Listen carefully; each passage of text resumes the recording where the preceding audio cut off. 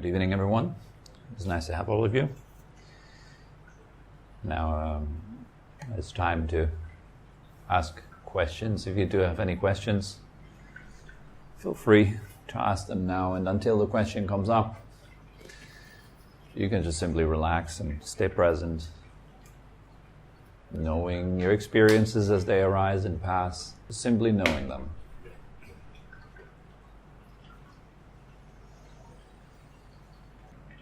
When we meet somebody and we feel attraction, what happens in that moment? Like the soul is bringing to us our walk of life and we have to work on it, or we just have this attraction for something else? A good question. So, the question is, when we are attracted to someone, is there a purpose to it? Is there a deeper meaning, such as two souls meeting and then learning from one another? Or is there another kind of purpose to it?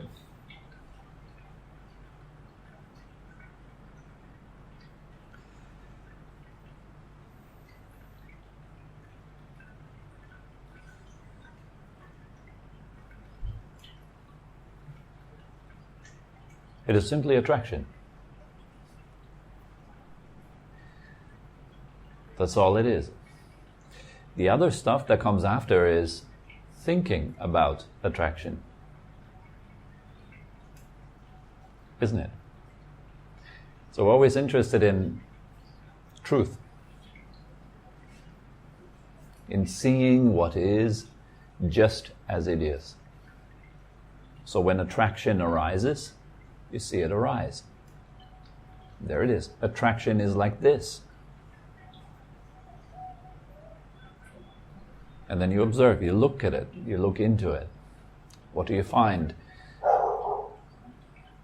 You likely find that it doesn't stay, it doesn't hang around.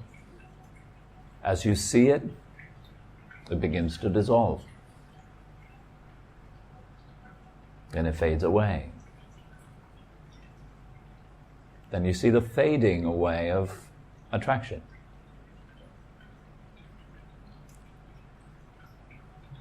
And that's what is happening.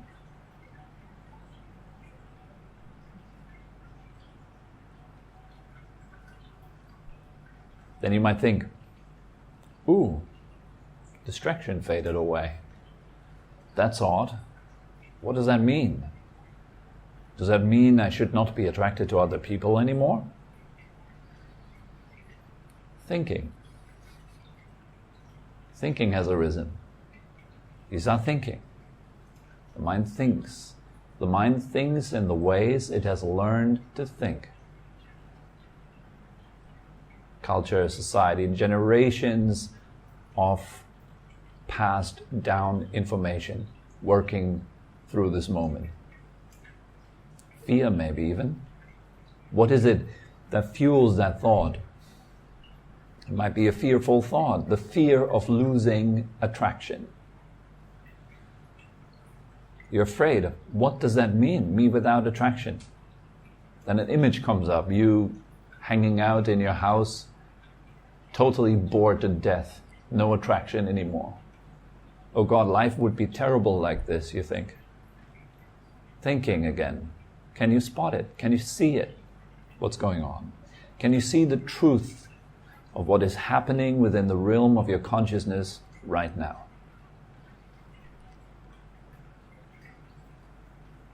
That is it. That is the practice.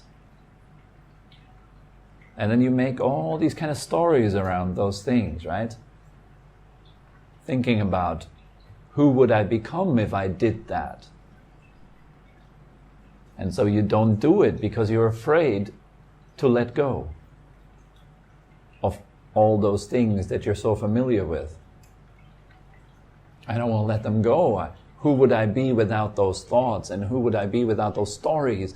Who would I be without the drama, the action, my life story, my thoughts of who I think I am and who others are, and how they are mine, and how those thoughts are mine, and I don't want to lose them because I own them. Can you see all that? Fear is like this. Thinking is like this. And the more you look, the more you see clearly, oh, things come and things go. Now there is a shift happening if you do that consistently, persistently. There's a shift over from being totally involved in the various projections of the mind, taking them as the reality, over to seeing clearly what is going on, what is happening inside of you. Fearing, hoping, worrying, expecting, disappointing, thinking, enjoying, loving, caring, compassioning. But all these things are happening. They're going on like your heartbeat, your breath, natural elements of the mind in motion. Now you see those things are happening, and then the first instinct usually is to just get immediately pulled back into the story. So you create another story of, oh my God, if I'm just only the observer, then that implies that I'd be unable to live a healthy relationship. How would I be able to take care of my children if I would be just a passive observer? How could life be any fulfilling if I'm just looking? That we imagine this like this, right? We imagine that if I would be just an onlooker, I'd somehow become passive. But the mind is a trickster. It pulls you in with these ideas. Now look closely. When you're becoming passive, then see the truth of it. The mind has switched to passive mode. Then you look at that. Being passive is like this. Ask yourself, does it last?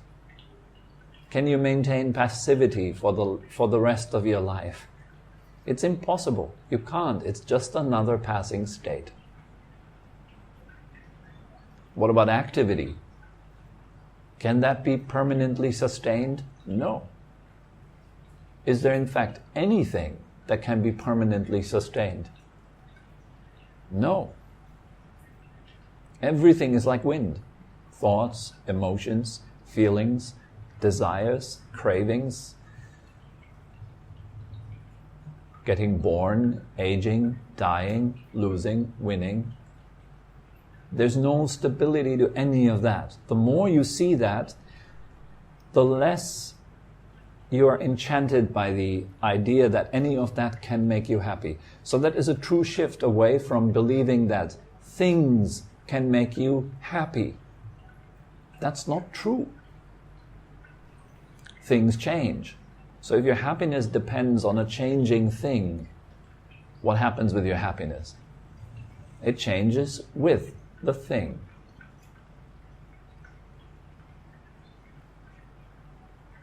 If you tie yourself to a car and the car goes off, you go with the car because you tied yourself to the car. The car is not to be blamed. You can't blame the driver or the car is like for pulling you around. But the tying yourself to the car, that happens in being unconscious. You don't know what's going on. You're not aware. Oh, attraction has arisen and attraction is passing. You're not aware of that. Instead, you're in it. Probably the best example that I could give you from real life that you all know, that you're very familiar with, is watching a movie. You're all watching movies sometimes, right? So when you watch a movie, and you get absorbed in it, right? It pulls you in. You forget that you're watching a movie. You have to forget, otherwise the watching the movie thing doesn't really work. You have to be enchanted by it, pulled into it, right? That's why we like movies that are well made, good actors, good effects. Because all these things have the potential to pull you in very strongly. You can completely forget yourself. And it's very difficult when you're watching a compelling movie to actually stay within this observing quality and notice, oh, it's a movie, it's actors. Nobody is dying. I don't need to cry. Nothing's really happening. It's just a flat screen in my room. There's nothing happening. I'm safe. I'm safe. The clown is not after me with the chainsaw. Or whatever movies you're watching. It might be a horror movie, right? Then so there's this evil clown, And you're pulled into that, right? Your whole body becomes tense. The car chase. Your whole body is full of tension. It's just a movie. There is no car chase. A step up from that would be a dream. Much more difficult to notice, I'm dreaming. Now, watching a movie, you're able to notice, to step out of it and go, okay, I'm watching a movie, it's just a movie. For a dream, usually it's afterwards also that somebody tells you, hey, it's okay, you've just been dreaming, it's just a dream. It's okay, relax.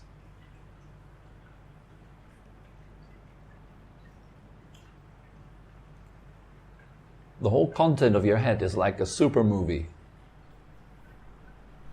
It has you all the time. You're totally absorbed in it.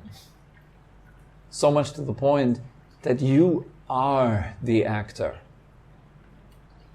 That you are the thinker. You are the one that has the emotion. You're in it completely. It's the total immersion. Because it's in your head. It's so close. It feels so near. So it's so easy to get lost in it. To lose yourself within the realm of thoughts and things that are happening, such as attraction or aversion.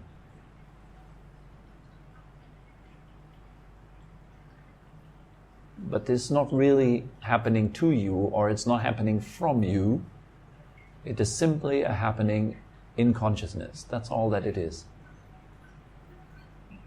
And so we train ourselves to see that clearly. There, something arises and something passes. The question comes up again now, what will be happening to me if I do that, right? You wonder, well, if I would do that, let's say I commit to that and I go fully into this and I want to just only be mindful and watch and see and observe and really take this training to heart and actually do it. What will happen to me? Well, you hopefully die a little bit faster than a natural death. That one that needs to die is the one that suffers life.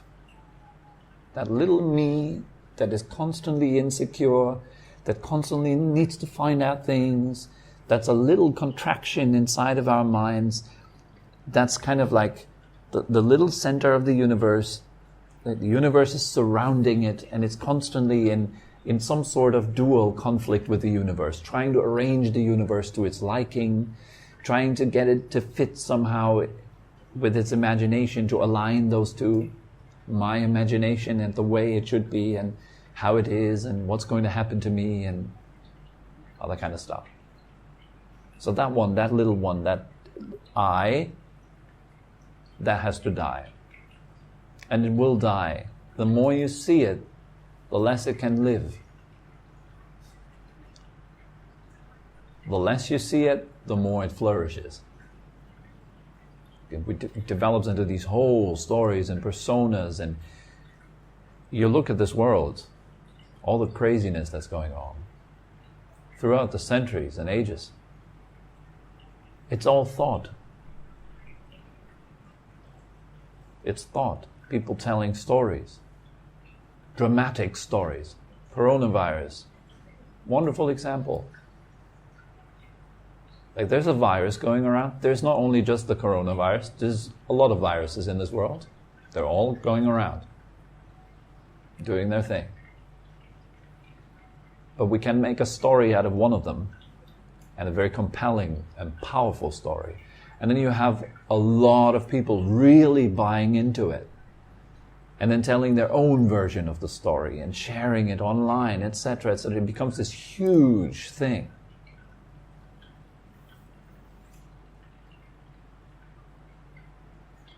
In our heads, in our minds. That's not only one thing, there's other things too. You can persistently show a certain group of people to be acting and behaving badly, until everybody who's watching that content gradually starts to believe these people are bad. They're bad people. So then you see somebody that looks similar on the street, your mind immediately goes bad person. That's how you can shape the political landscape. You can shape opinions within the population. You can shape thought, the most powerful thing to shape. And you can do it as easily as with Facebook, social media, TV, newspapers. You shape, you create masses, momentum of thought. And that is very dangerous. It could be very good too. But the danger is a bit more dramatic. We like drama. We don't really like when it's not dramatic. Yeah, I always give this example of a movie in the cinema, of a sunset. 2 hours of sunset. Imagine you have the trailer, all right? First you show the trailer. The sunset. With the dramatic voice. And then you see like flashing images of a sunset. And you hear dramatic music. Sunset. Coming now in a cinema near you. And that's it. That's all the trailer shows you. Ooh, now you really want to see the sunset. It's like, damn, that must be dramatic as hell. I need to see that one. Wow. And so you go into the cinema, and indeed, that's just a sunset. 2 hours. And so for the first 5 minutes, you're kind of waiting. You're like holding onto your popcorn, and it starts off just that little scene, seeing the sun slowly moving down, and there's no music, no nothing. You just hear a few birds chirping, a bit of a wind in the trees. And so you wait. What are you waiting for? I bet all of us would wait for something, right? You wouldn't just sit there in the cinema going like, all right, it's good enough. I'm not waiting for anything. It's all right. We'd all be waiting for something. What is that? Drama. A problem. And with the problem, the dynamic of, I must find the solution. And this is basically the most basic game of the mind. Here I am a problem, I must solve myself. Here I am, the world around me is a problem, I must solve it. Here I am, other people around me are problems, I must solve them. That's basically it. Who would I be without a problem? I'd probably leave the cinema. Good. That one that needs problems, good to leave the cinema. Then there's just the sunset. No problem. But the one seeking for the problem, that's the real problem. The one sitting there in the cinema waiting, that's ego. Like, what's supposed to happen? Look, and you have that same thing when you sit in meditation, right? Nothing's happening, just life. It's just life. Sounds, thoughts, emotions. Things are coming and things are going. Yet there's somebody waiting for something, right? And you're sitting there going like, how much longer should we sit today? How much time have I been sitting? What will happen if I keep doing this? This is boring. There's nothing happening. Oh, my legs are hurting. I hope they stop soon, you know? So like you find little pieces of drama and then you hold on to them and you try to solve them somehow. Just at least a little bit of it. But for some people it can turn into a lot of it. They just sit there quietly, but inside it's complete chaos. The mind is like that. Now, can you see that? Can you see it just for what it is? And then commit to that seeing. Allow the shift to happen from yourself as being the one that's constantly involved, either chasing something or trying to hold on to something or get to somewhere or whatever, and just simply see all that play out without getting lost in it. That's the difficulty. Now, that's the reason why we stabilize the mind with proper meditation practice first. There's no way that you could do that without a stabilized mind. Then it becomes a nice philosophy. Then it sounds interesting, right? And it sounds nice, and it sounds like, wow, yeah, it's just presence. And man, I'm so present recently. I'm just only the power of now. I'm just dwelling in the power of now. So cool, man, you should try it. That's philosophy. It has to be such an impactful experience that it sucks the air out of your lungs. It really pulls all the energy away from this little guy that wants something or identifies with the power of now, whatever it is. You need to let that go and instead see what's really there, what's really happening inside it. And see how these things come and go without you doing anything.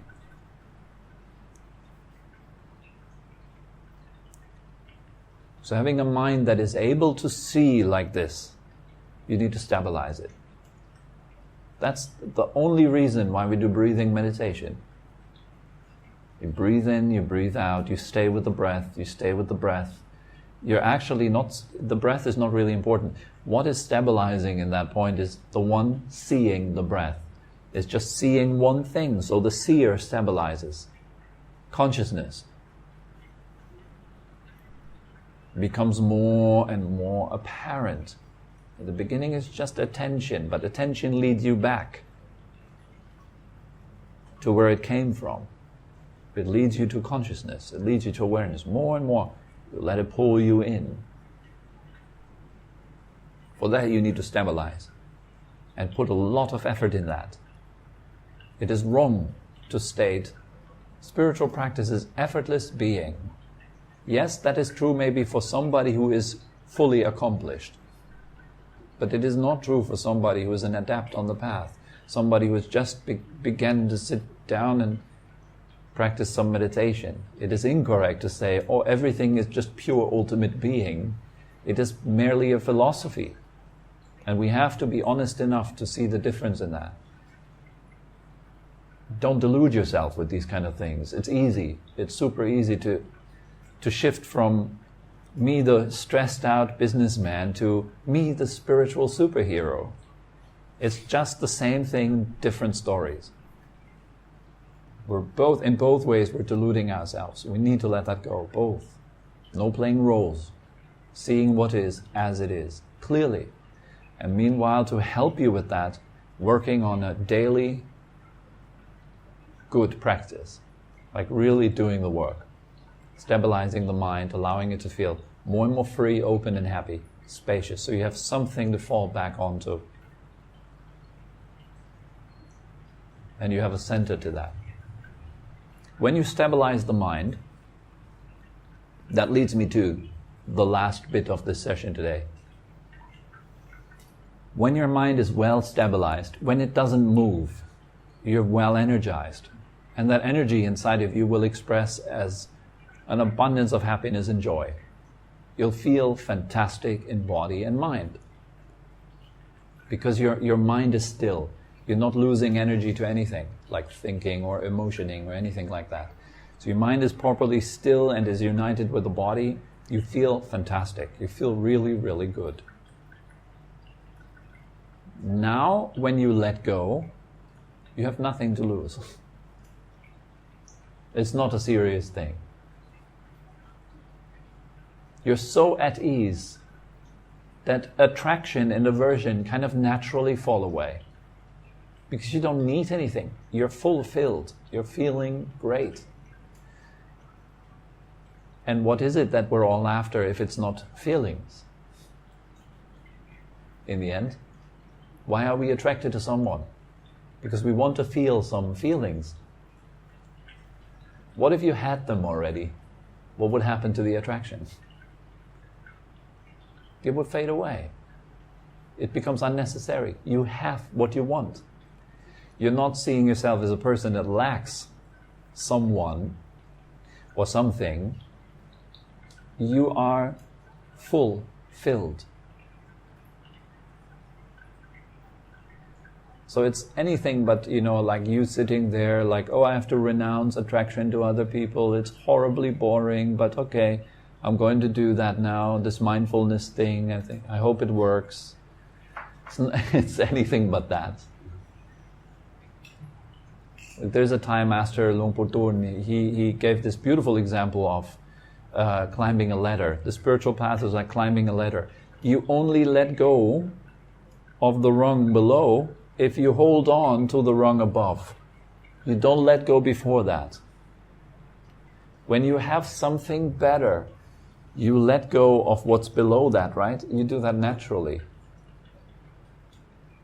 It's true or not? If you had a feeling that is so much better than anything you'd ever know, what would you naturally want to do? You want to indulge in it. You want to enjoy it. It's nice, right? It's the whole point of the path. It's the whole point of what we're doing here. It's supposed to be nice. It's supposed to be good. Not supposed to be this dreadful renunciation of everything that's good and everything that's bad. That's wrong. Hold on to a higher rung, let go of the rung below. It's proper procedure. To get that higher rung, you have to do some work. Particularly in the beginning. It's a lot of work in the beginning. But it's really worthwhile. That's all that comes to mind for today. Okay? Thank you very much for coming.